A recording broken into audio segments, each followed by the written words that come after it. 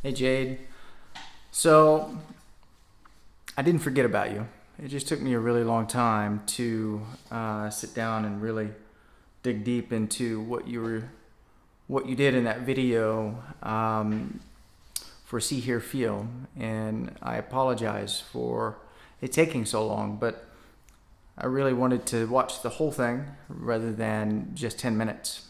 And unfortunately, my schedule right now is super busy. But what I'd really like to do is provide the feedback that I have. And since some time has passed, I'm really curious about your thoughts on the video.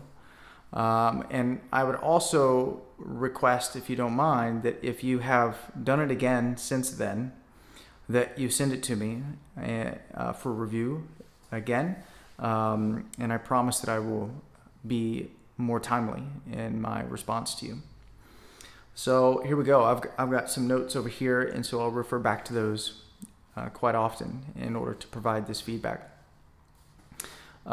First of all, I really loved your use of visuals during the opening description of See, Hear, Feel, and in particular discussing CCNE. I thought that was really fantastic. In particular, like the formulas that you provided, pain times resistance equals suffering, and so on. I think those are really important to talk about. I was really curious about why you chose to discuss equanimity first versus starting with concentration power, and then moving to sensory clarity, and then moving to equanimity after that. Was there a particular reason that you chose to address equanimity first? Not that it's wrong. I was just really curious about that. I always go the other way: concentration power, sensory clarity, and equanimity. One thing that I really like to do is to provide a description of how equanimity is different from apathy, and I offer examples about real life scenarios of what equanimity would look like versus apathy, and then talk about how equanimity is very different from apathy in the sense that it allows you to be more skillful in your response in whatever scenario is happening, versus apathy is just, I'm just not going to deal with this situation, whatever it might be. So anyway, I hope that's helpful in that regard.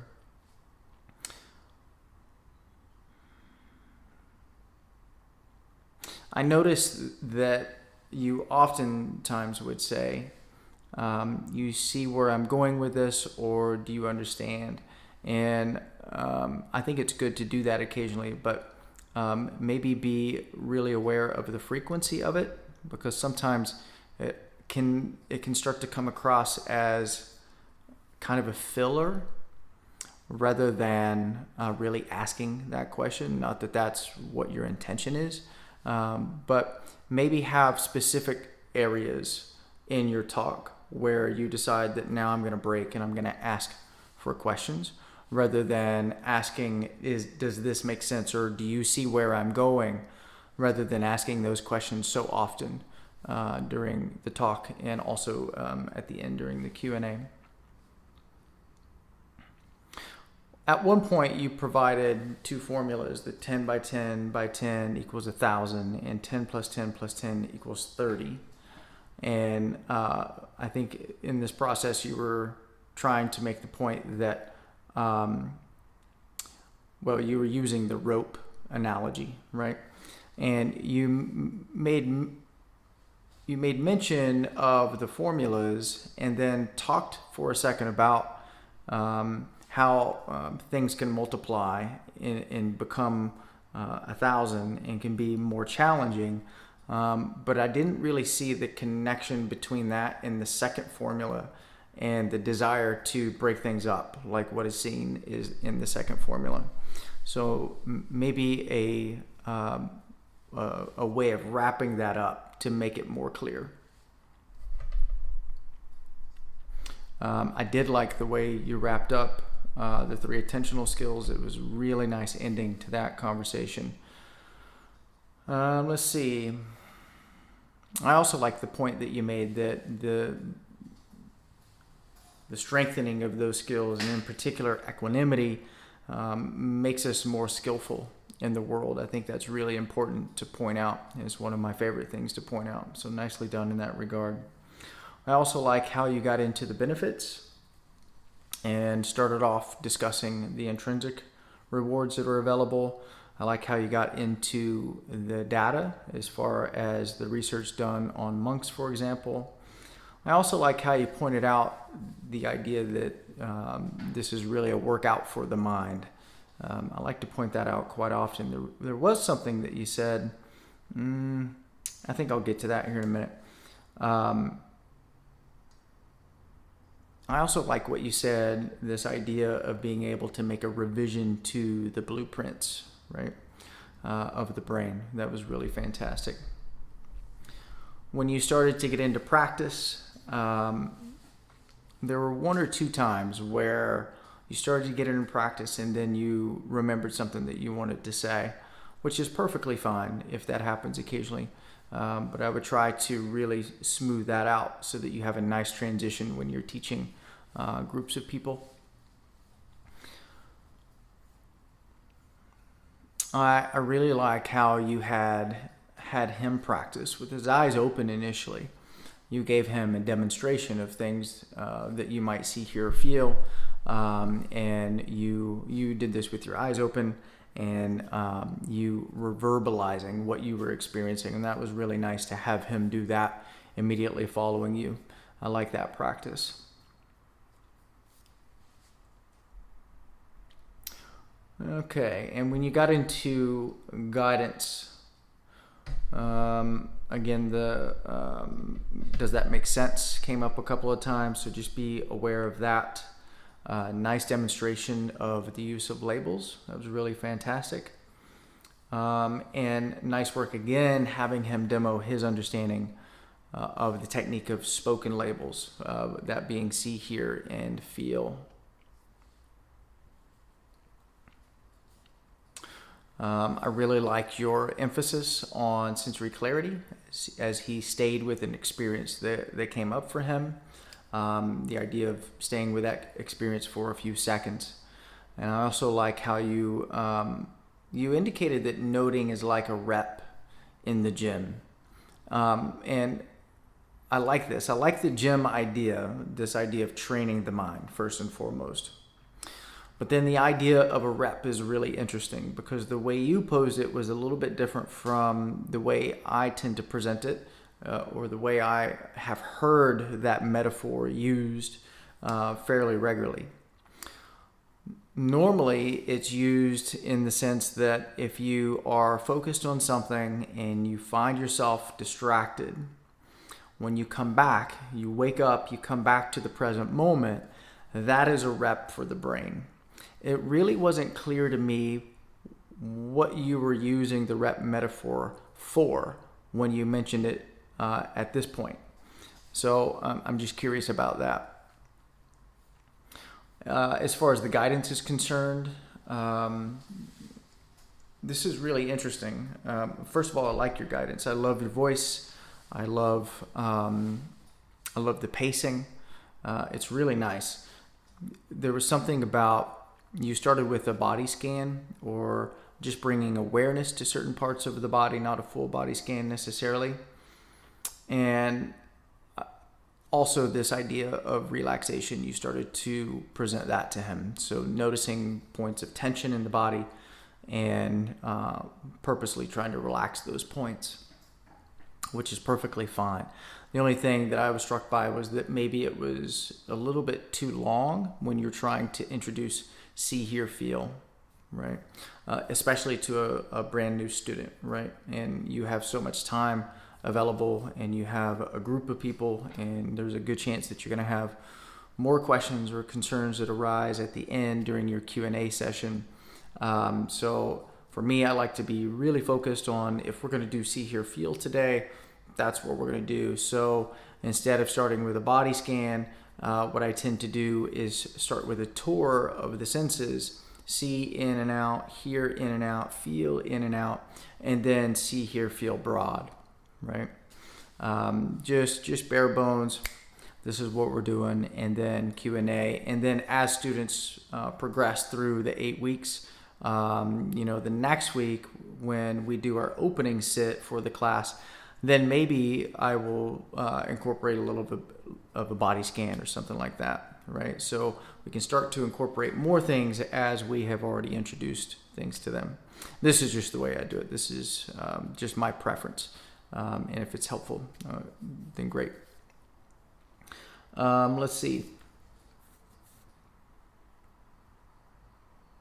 At one point, you were talking about the noting and labeling of body sensations, and you specifically went to the hands and asked him to start to notice sensations going on in the hands. And then all of a sudden you mentioned dropping of the shoulders, and I felt like that segue was a little bit stilted, and I wasn't real sure what the shoulders had to do with what was going on with the hands in that moment. So just be aware of that. You want, if there's going to be a segue to something, maybe have some clarity in terms of, or express some clarity in terms of why that happened. Or maybe you were just trying to make him aware while he was doing see, hear, feel, to also notice tension in the body and release it when it arises. It really wasn't clear to me what the goal was with that. I really like that you mentioned what to do about distractions. At this point, though, I probably would have liked to have seen a little bit more discussion or description of what kind of distraction may come up. So if we're doing feel out, for example, a common distraction might be something that you see, right? Could be something see in, for example, right? So I'm feeling my body, and then all of a sudden I start planning for the future, for tomorrow, right? All the things that I have to do. That's a very common distraction. You just notice that arises, and then gently bring yourself back to feel out, and just allow whatever is happening in visual space or auditory space just to play out in the background, right? So immediately describing that scenario, you did it a little bit later, but that would have been a really nice place to do it when you first brought this up. And it was also a really nice opportunity to allow them to practice or to notice this idea of background equanimity. Soon after this, you discussed foreground equanimity. And then after foreground equanimity, discussed background equanimity. But it was more of a conceptual discussion rather than this is what it specifically looks like. This is how to practice it. So when something comes up. So just really kind of fine-tuning all that, I think, would be quite beneficial.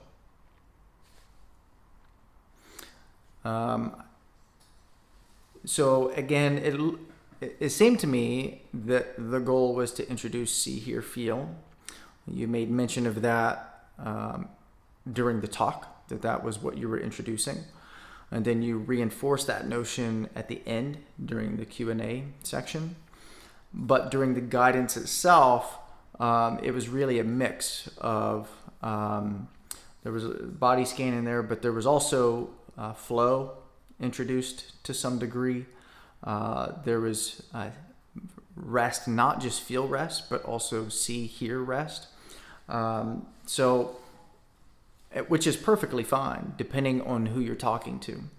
And maybe you just felt in the moment that it was okay based on your audience, that particular person, that it was okay to do that. I just caution you when it comes to brand new students, when you are teaching a class, for example, that can get pretty confusing, and you're jumping ahead to a technique that maybe you are going to be teaching in week 4. You are introducing it to some degree in week 1, and so it can get a little bit confusing for people. So just be aware of that, and try to be as clear as you can be in terms of what you're teaching, and try to stick to that for that particular day. I think overall you had periods of silence where he was able to practice for a little bit on his own. Most of those periods weren't very long. Most of them were about 20 seconds or so. Over the course of time, maybe consider allowing a little bit more space for a person to practice, so a little bit less talking during the guidance, and more space, a minute, 2 minutes sometimes, even for them to be able to really experience the practice for themselves. I like how you covered noting and labeling at an even pace. You did that during the sit itself, and that's perfectly fine. You could also mention it during the introduction of the technique. Either is perfectly fine as far as I'm concerned. The only thing that I would really get clear on is how to end the sit, right? As a general rule, I end most sits once it's been introduced with nurture positive. Before then, I tend to bring people back to their feet or back to their breathing just for a few seconds. And I tend to have people take a breath in for 4 seconds, a breath out for 8 seconds. And once that breath is out, they can open their eyes. You just want to have you want there to be a little bit of a segue to slowly start to pull them out of the sit rather than just a hard stop. I think the last thing you said was it's the gravity we are working against. And then all of a sudden you rang the bell, and it seemed to be a little bit abrupt. Let's see. The Q&A was really excellent. I love the questioning that you did. It was really excellent. And I just love your attitude while you're discussing all of these things. You're very pleasant to listen to, and you can tell that you are excited about the material. You can tell that you practice the material. It's just really fantastic, and it's obvious that you know all of the concepts quite clearly, and you covered a lot of the things that I was really surprised about being brand new. So really excellent job in that regard. You were concerned, or you expressed concern that you missed some things. So he would ask a question or make a statement, and you would say, "Oh, I missed that too." I wouldn't look at any of it as something that you missed, right? There's a lot to cover. You cover some of it in the introduction. You cover some of it during the sit, and then it's okay for some of those things to come up organically at the end. In particular, when you are teaching a large group and some of those people won't know you, you want to be careful about saying, well, that's just one more thing that I screwed up. That's one way to translate that, right? That I missed that. I would just allow it to come up organically and professionally answer those questions and apply a little equanimity to the fact that, you're not going to get everything in the introduction. And I don't know sometimes that it's necessary because, and sometimes it might even be counterproductive depending on the person, because it can become too much talking. So much talking that they even shut down potentially, right? Depending on the individual. So I think it's good to have a balance in that regard. I err on the side of let's get them experiencing the technique as quickly as possible. And then tie up any loose ends. And if necessary, allow them an opportunity to practice again during that particular session. So I'd rather get them practicing pretty early in the session, answer some questions, fine-tune some things, have them practice again, and allow it to all start to come together by the end of the session. So don't feel like you have to be very strict in the format. As far as, you have to do an introduction, then the sit, and then the Q&A, and then we're done, right? There's nothing else we can do. I don't see it that way at all.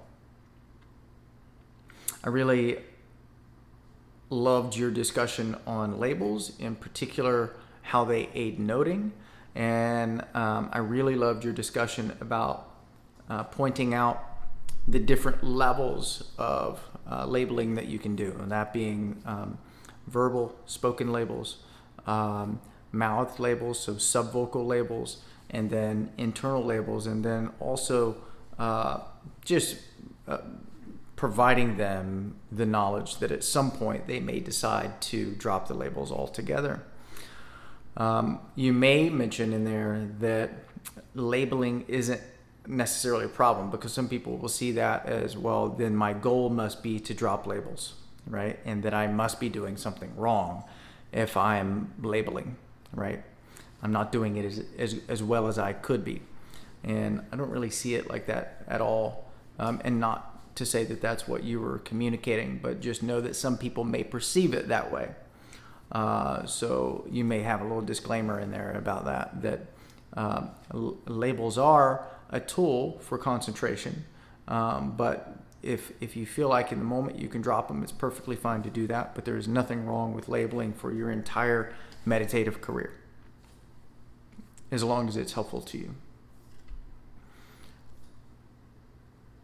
All right, so just a quick summary of the points that I've made. Overall, just a really good session. I was so impressed by you, and I made a point to the leaders of the class at the end that I was just struck by how professional all the people were in the class. When we ended up in our breakout rooms, I was just struck by how amazing all of you were. So it was no different with this. I have so much. I just feel so good about you being out there and being a part of the UM community and spreading your knowledge. And I love your enthusiasm for all of it. There were times that you provided really great visuals, but there wasn't always a clear connection to the principles that you were trying to highlight. So just make sure that's really clear. Be careful about saying, does this make sense, too often. Just ultimately don't allow it to become a filler. Can be a filler. Everybody has their own fillers. And I'm not saying that that's what it is for you, but it could be. And if it is, it's something to be aware of. It's okay to mix techniques, but I would caution against it with brand new students. And if the topic of the day is see, hear, feel, then try to stick to see, hear, feel. If the topic of the day is feel, flow, try to stick to that as much as you can during the guidance. Once a person goes through the 8-week course, they are eligible to attend a ongoing drop-in meditation that occurs one time per week. And it's during that drop-in meditation that we really start to combine the different meditations. We also combine them with breathing practices. I teach a 5-week breathing class as well. And so I really think that breathing and meditation work synergistically. And so we incorporate breathing components into the drop-in meditation on Sundays. And so I just mentioned that so that you see that there are other opportunities outside of the 1 hour or hour and a half class that you're going to be teaching. If you want to do a drop-in, then there's all kinds of things that you can explore. There's 40 meditations in the system, and what are all the different ways that you can combine those meditations. Those are the types of things that we explore in the drop-in meditation, the ongoing meditation. And I think the last thing I have here is just really beautiful questioning during the Q&A. I really hope this is helpful to you, despite being really late in the game. And I would really love the opportunity to see a video of you doing that again with either the same person or another person, just to see kind of how things have changed over the course of time and how things are coming together for you. I appreciate the opportunity to provide you feedback, Jade, and I love that you sought it out. I really wish you all the best in your endeavors as far as is concerned and everything else. Keep in touch. We'll talk soon, okay? Bye.